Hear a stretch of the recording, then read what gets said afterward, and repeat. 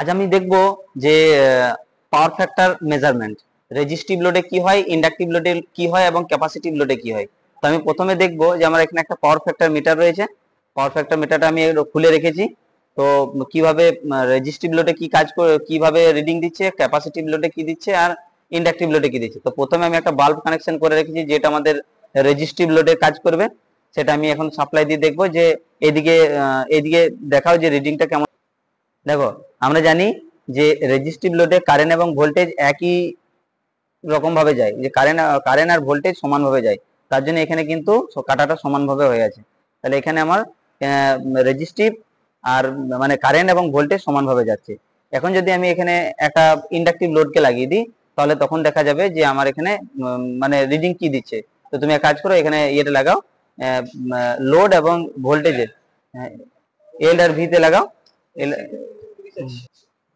তুমি এখানে লোড আর ভোল্টেজের মধ্যে লাগাও নিউট্রাল পজিশনে। তাহলে আমরা দেখবো যে এখানে ইন্ডাকটিভ লোডে কি হচ্ছে। এটা তুমি কানেকশনটা ঠিকঠাক হয়নি, কানেকশনটা লাগাও এল আর ভি। হ্যাঁ হ্যাঁ, দেখো যেহেতু এটা হচ্ছে ইন্ডাকটিভ লোড, তো ইন্ডাকটিভ লোডে কি হয়, ইন্ডাকটিভ লোডে সবসময় পাওয়ার ফ্যাক্টর ল্যাগ করে। তো পাওয়ার ফ্যাক্টর ল্যাগ করার জন্য আমরা কি করি, লিডিং করার জন্য আমরা ক্যাপাসিটর ইউজ করি। তো আমরা যদি এই সার্কিটে একটা ক্যাপাসিটর ব্যবহার করি তাহলে দেখবো এখন পাওয়ার ফ্যাক্টরটা কিন্তু ল্যাগিং এর জায়গায় লিড করবে। তো আমি এবার আমি ক্যাপাসিটর দিয়ে দেখবো যে ক্যাপাসিটর এটা খুলে দেয়, যখন ক্যাপাসিটরটা টাচ করে এর মধ্যে, যেমন ইন্ডাকটিভ লোডটা লাগানো হয়েছিল সেরকম ভাবে ক্যাপাসিটরটা টাচ করো, তাহলে আমরা দেখতে পাবো এখানে যে পাওয়ার ফ্যাক্টরটা ল্যাগিং এর জায়গায় লিড করবে। দাও কানেকশন করো, এখন দেখবো এখানে দেখছি। হ্যাঁ দেখো, এখানে এখানে কিন্তু এখানে আমাদের পুরো ক্যাপাসিটিভের দিকে আছে। এই যে আরেকবার আমি দেখবো, তাহলে আমার কিন্তু এটা ক্যাপাসিটরের মানটা অনেক বেশি আছে, তার জন্য এই ক্যাপাসিটরের দিকে মানে পুরো এদিকে লিড করছে জিনিসটাকে।